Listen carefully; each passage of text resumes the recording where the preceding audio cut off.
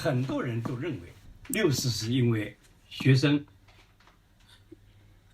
要悼念、要帮、要民主、要反腐败，得罪了大人邓小平，邓小平要镇压，赵紫阳反对镇压，这样引起的。很多人都是这样讲的，是不是接近于事实呢？接近于事实，但是不是事实。我认为，真正的事实是什么呢？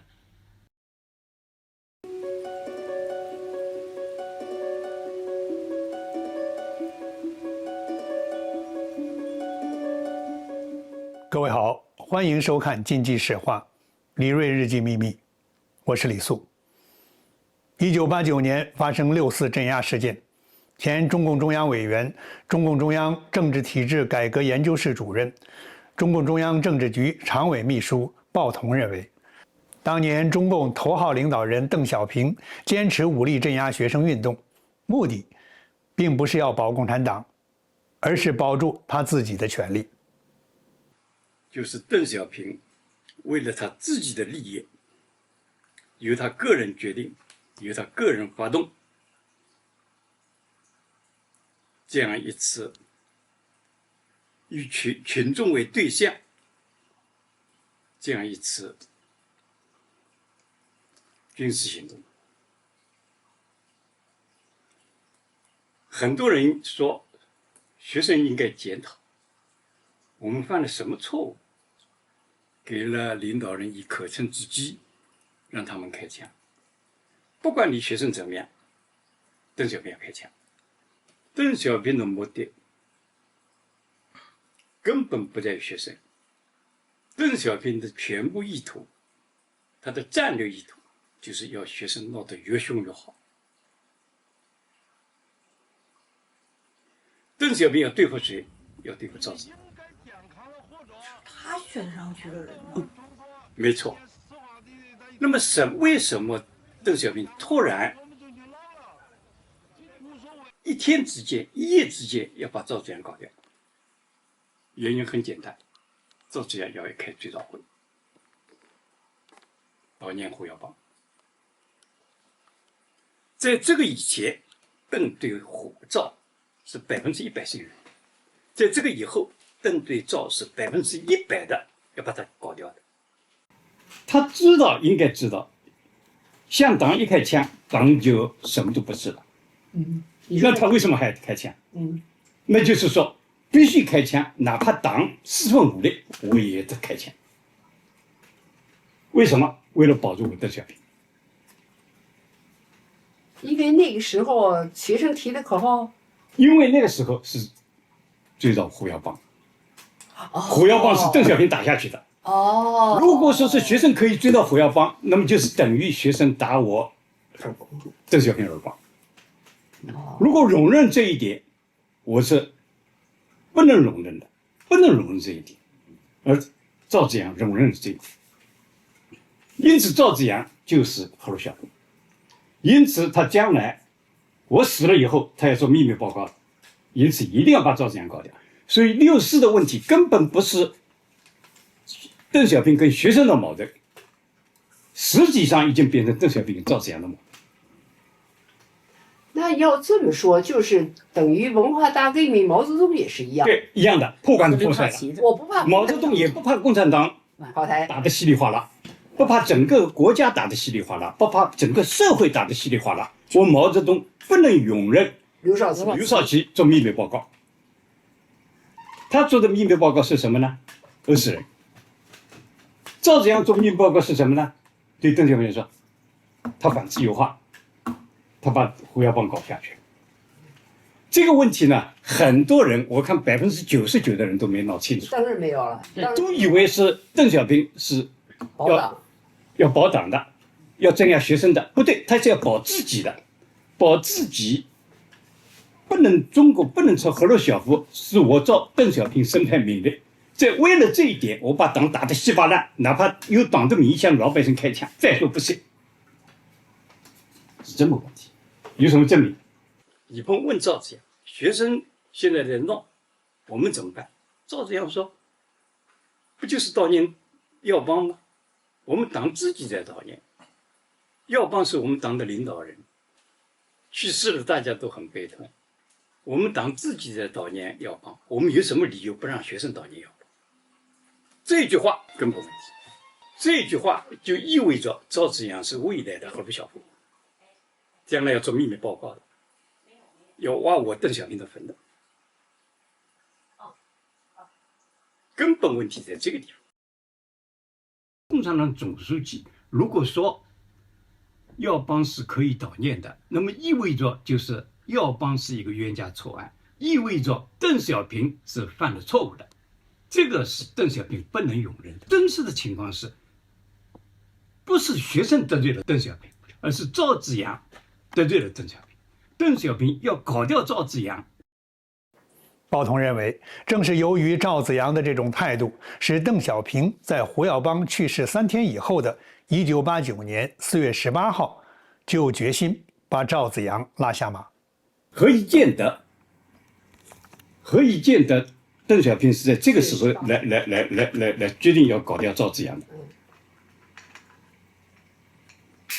开始的时候，赵紫阳开了个常委会，研究确定追悼胡耀邦的规模，决定了几条：下半旗，全国下半旗，使馆下半旗，10万人追悼，10万人追悼。杨尚昆主持，赵紫阳致悼词，邓小平出席。悼词的内容，伟大的马克思主义者。到了19号，伟大的马克思主义者首先是不能了。7号或者18号就向新闻单位传达，新华社、人民日报都参加了。参加了以后，马上第2天、第3天宣布取消，学生不能参加，10万人瞻仰遗体取消。为什么？是为了稳定。赵紫阳也考虑了一个稳定的问题。我刚才说的那个智障办公室的那个意见呢，是告诉赵紫阳，赵紫阳完全赞成，因此是送给邓小平的。邓小平不同意，立即分歧出来了，矛盾表面化。根据什么？根据张万书的会议录，叫历史的大爆炸。19号他接到通知说10万人追悼，接着立即告诉他不是10万人。鲍同提到的张万书当时是新华社国内部主任，他在2009年5月发表一本书《历史的大爆炸：64事件全景实录》。在记录鲍同所说的中共中央政治局有关10万人参加胡耀邦追悼大会的决定时，书中的小标题是10万人向耀邦遗体告别仪式转眼间取消了。张万书记录的时间是4月17日，而不是鲍同所说的4月19日，但是内容和鲍同所说的一致。张万书写道，下午5时半左右，社长郭超仁去中南海开会回来，召开各部主任会议。传达说，根据赵紫阳提议，下午乔石主持耀邦治丧办公室会议。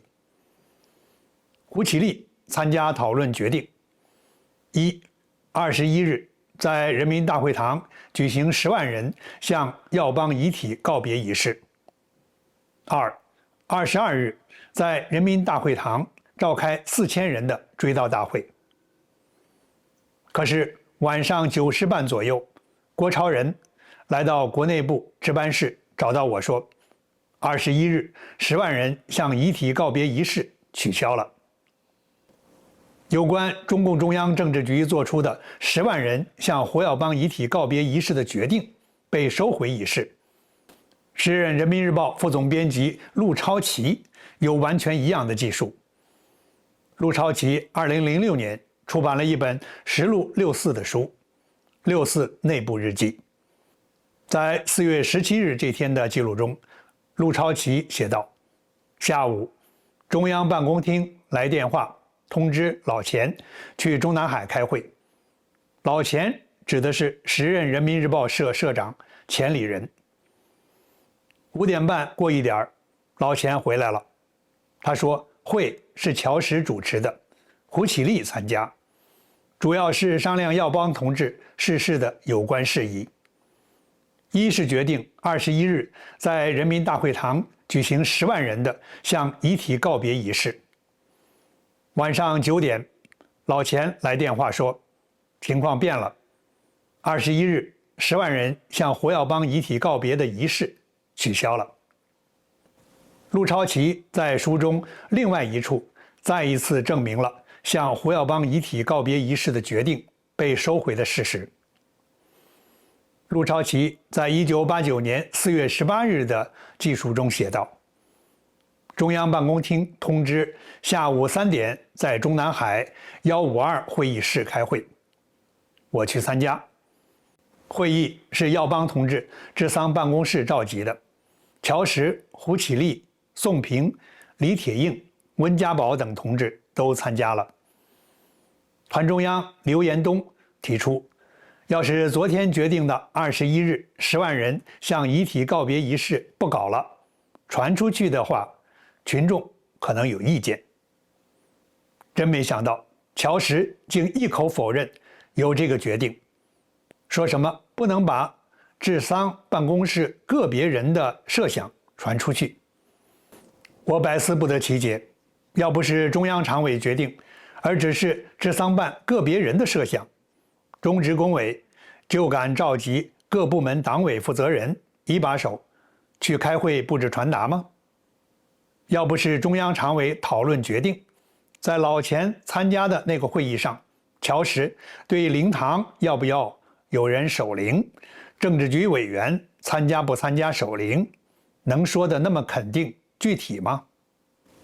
以上这2个人的记述都显示，中共中央政治局在4月17日的确做出过决定，要举行10万人的向胡耀邦遗体告别的仪式，但是随后取消了这个决定。是谁取消了这个决定呢？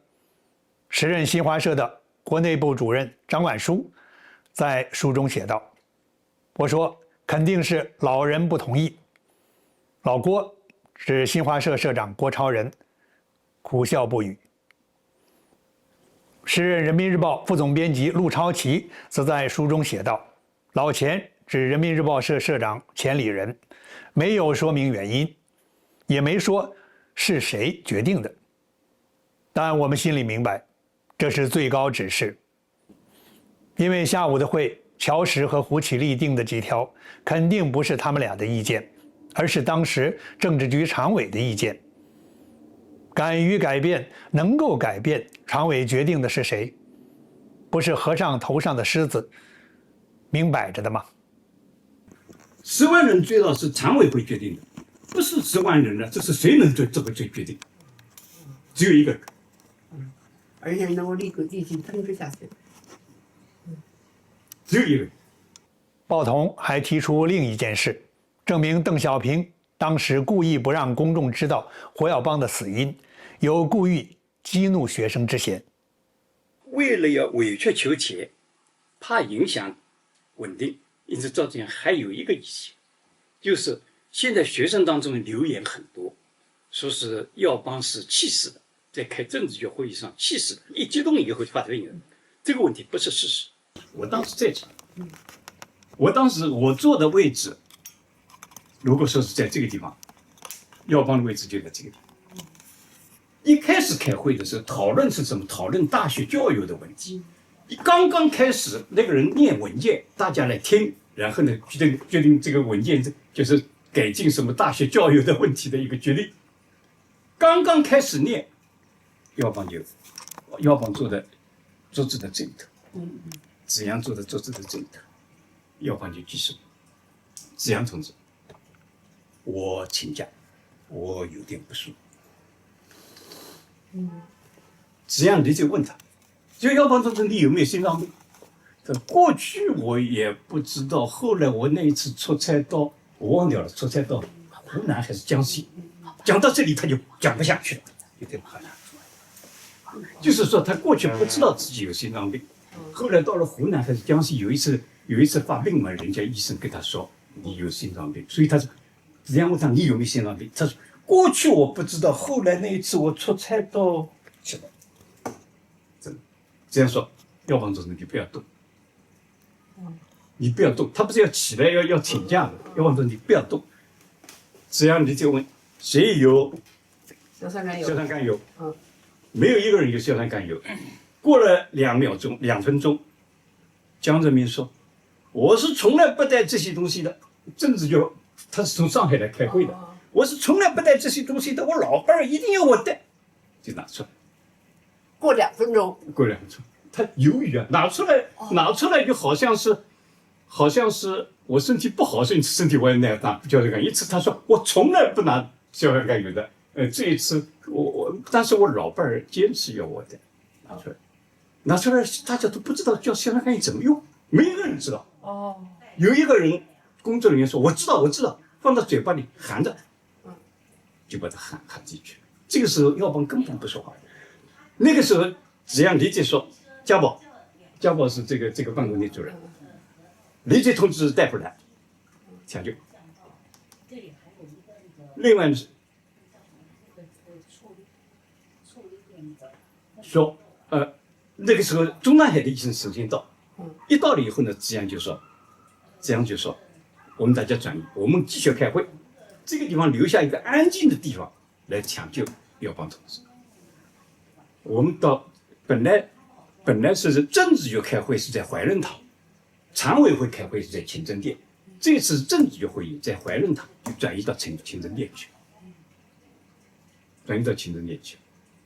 那么后来这样说，留下家宝主持这个抢救工作，大家去。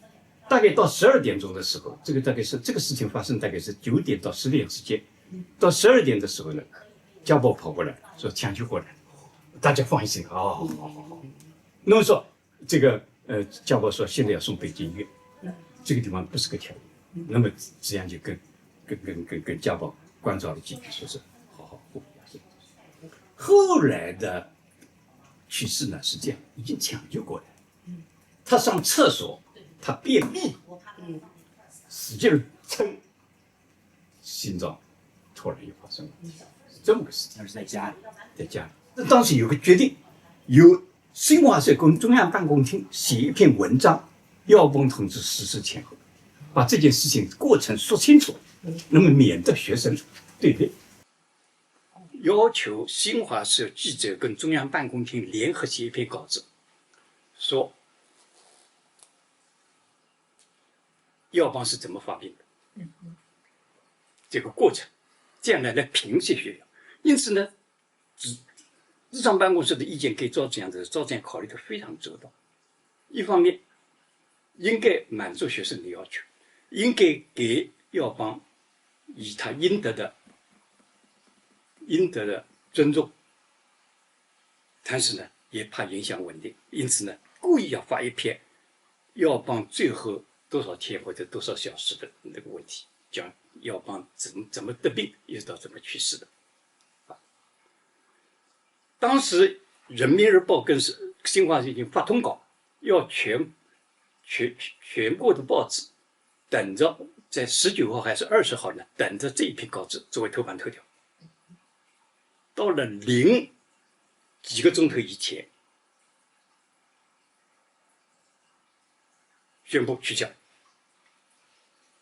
谁能取消？这个命令是谁下达的？是温家宝下达的。温家宝有什么资格？他自己是治障办公室的成员，治障办公室的意见是他的也有他的意见在里面，他怎么提了这个意见又取消了？他显然是得到了杨尚昆的支持，因此呢，也就这个意见首先是送给杨尚昆，杨尚昆告诉邓小平立即取消。关于这件事，张万书在《历史的大爆炸：64事件全景实录》一书中，1989年4月18号的一个小标题是“胡耀邦同志最后7天”一稿被枪毙。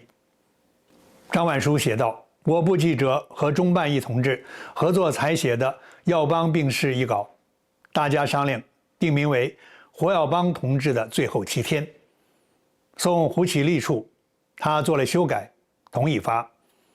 根据胡启立意见，又送乔石审，他提2点意见，也同意发。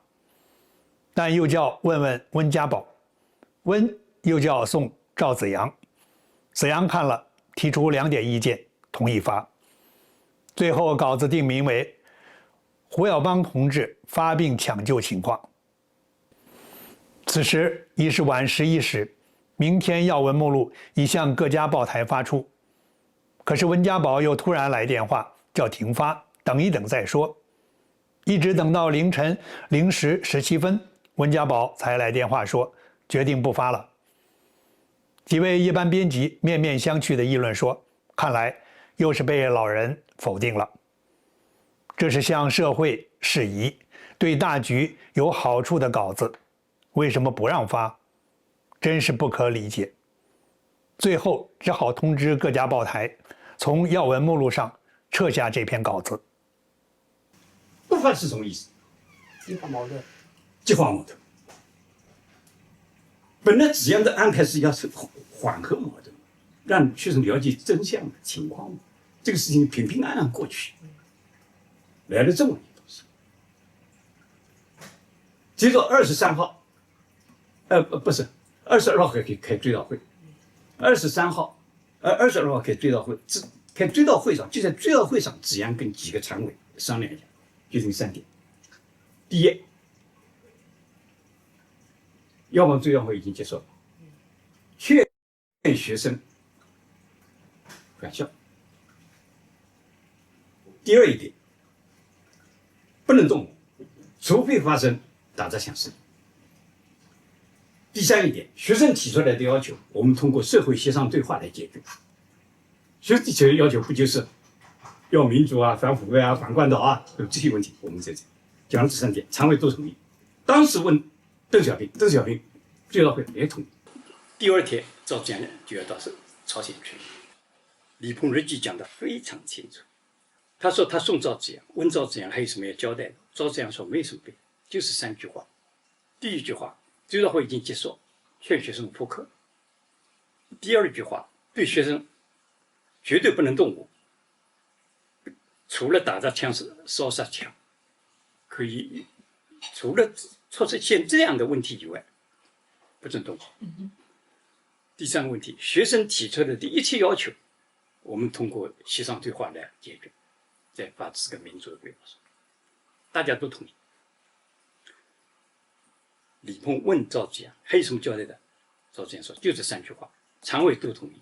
我问了小平了，小平也同意，就把这个3句话传达给全国。李鹏一回来，到车站，大概是中午到车站的，下午回来他就找了乔石2个人，写了个电报，按照这3条来办，贯彻赵子阳的意图。到了晚上，突然出现一个问题，李鹏见杨长广，李鹏全部方向都变了。李鹏日记里面讲，我现在想到了文化大革命，学生不上课，工人不上班，全国大乱，应该怎么办？杨尚昆劝我见邓，我说要见咱们2个一起见，杨同意了，下边没了。2个人去见了没有？没见。见了都不知道，李鹏日记上没有这句话。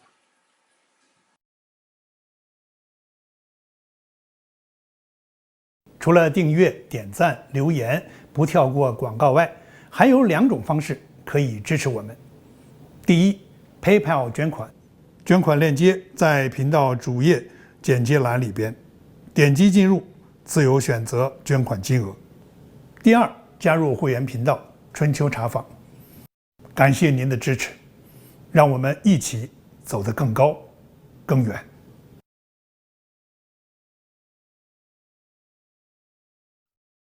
根据美国哈佛大学教授傅高义所著《邓小平时代》李鹏和杨尚昆在4月23日当天去见了邓小平。但是根据傅高义的东西，那天晚上他们就见了邓小平，杨尚昆也去了，杨尚昆也去了。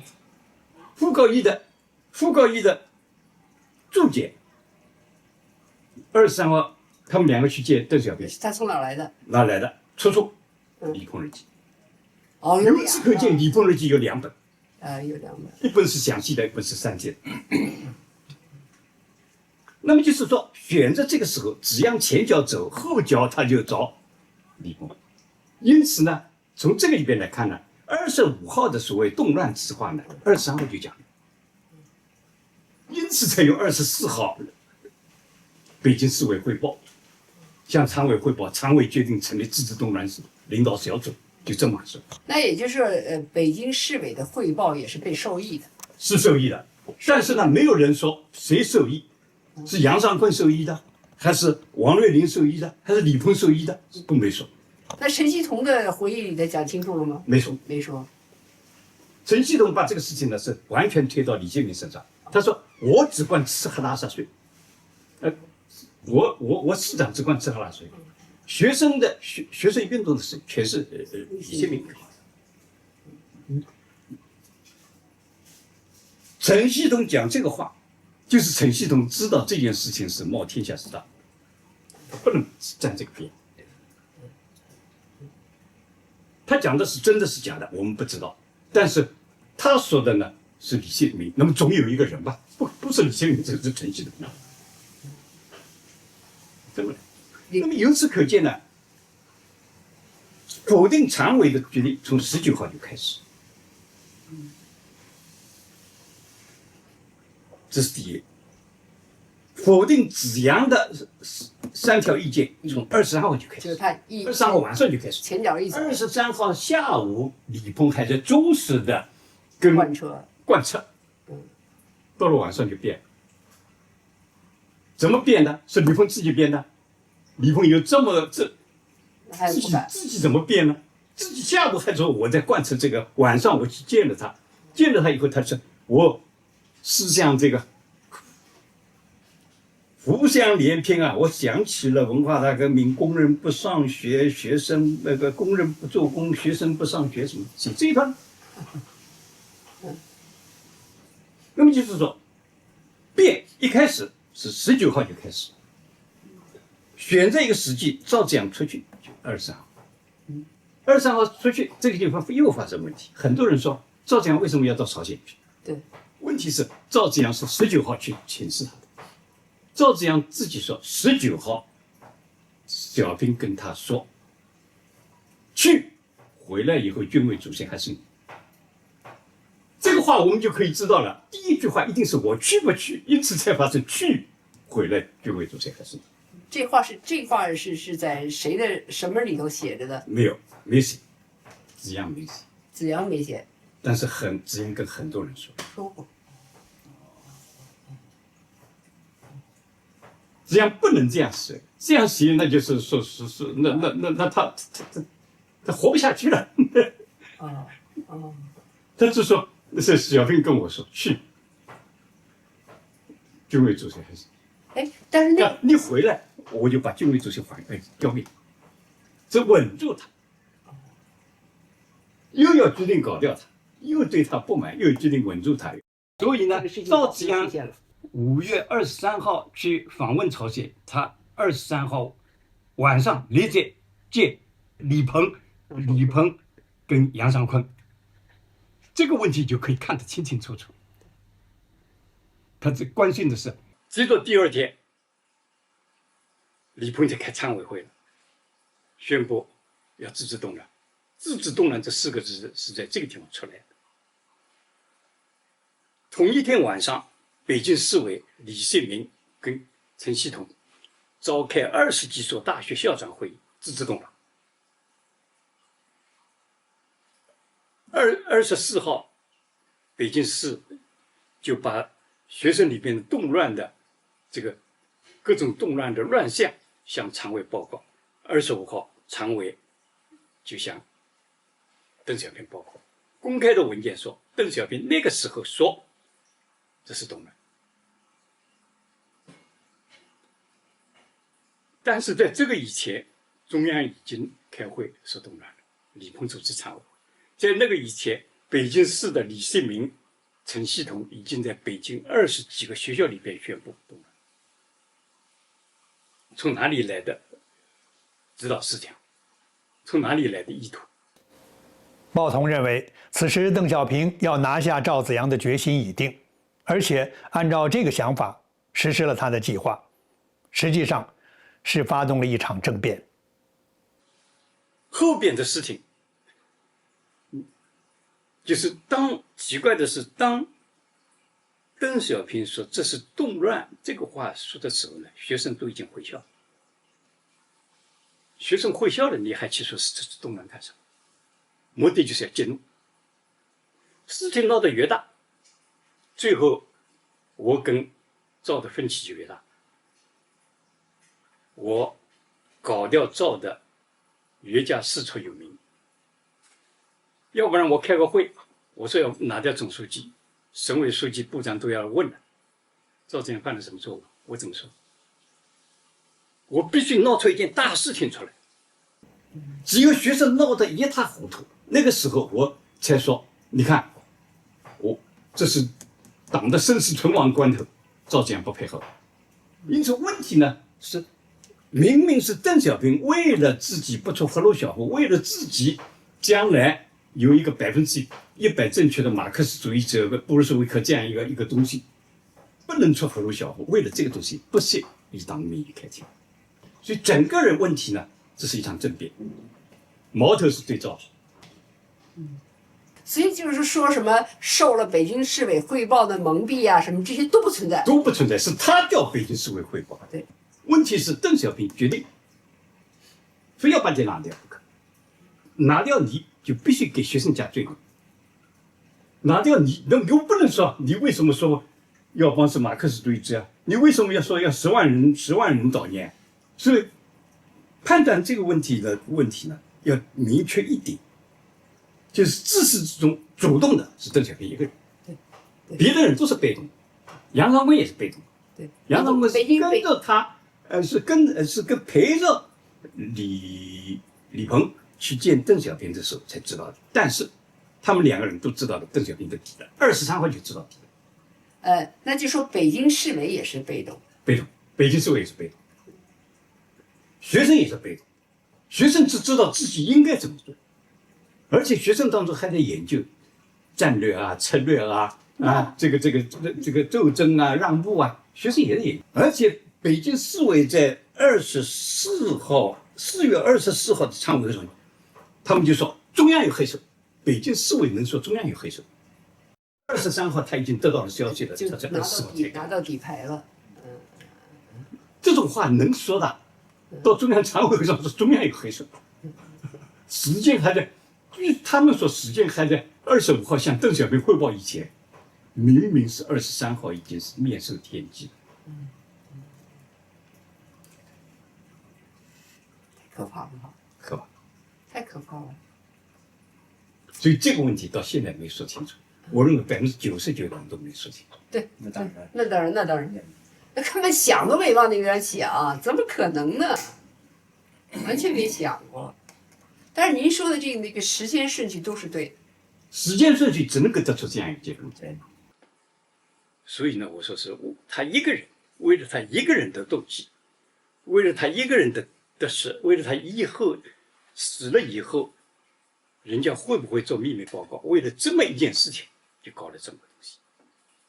赵紫阳当时的事情是非常简单，很多人说学生有错，我说学生一点没错，学生要求悼念耀邦有什么错？学生后来说反腐败要民主有什么错？没错。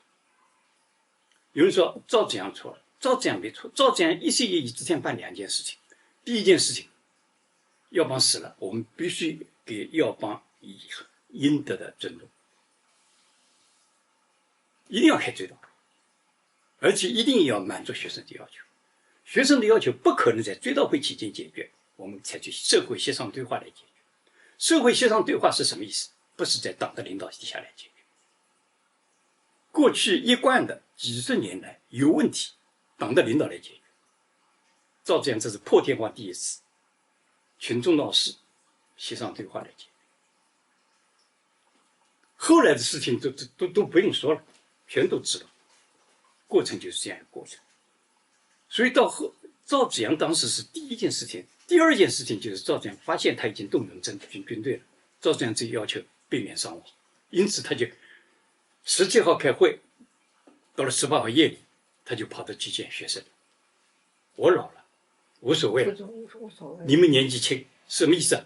大家回去，避免损失，避免流血，这么个事。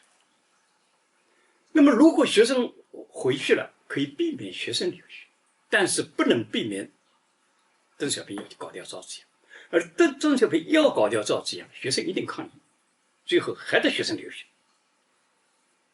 这是不可避免的事情。邓小平不怕孤注一掷，不怕开枪，他的目的不是救党，邓小平的意思是救自己。自从苏共20大以来，出了个赫鲁晓夫，全世界共产党最怕的就是内部出赫鲁晓夫，不怕别人。很多人是这样，愿意把领导人设想的伟大一点，不要把它想成是个气量那么狭窄。因此呢，就说毛泽东为什么要发动文化大革命啊？是因为文化大革命，因为当时毛泽东确实对当时的官僚体制有意见，不对。毛泽东如果当时确实对刘少奇的官僚体制有意见，那么你后来所建立了一个什么非官僚体制呢？你如果对刘少奇确实是因为他工作中有意见，那你后来又搞了个军宣队干什么呢？根本不是那么回事。所以毛泽东讲的话是非常老实的话。我什么时候要搞掉他？我62年就要搞掉他了，我64年就要搞掉他了，我现在66年一定要搞掉他。他跟埃德加·斯诺讲的话是真心话，邓小平一辈子没讲这个真心话。邓小平没那么崇高，就跟毛泽东没那么崇高一样。毛泽东不是为了什么一个伟大的理想而来搞掉的，毛泽东就是看到了刘少奇讨厌，你是赫鲁晓夫，你将来我死了以后做秘密报告。邓小平也没那么伟大。我是李素，我们下次节目再见。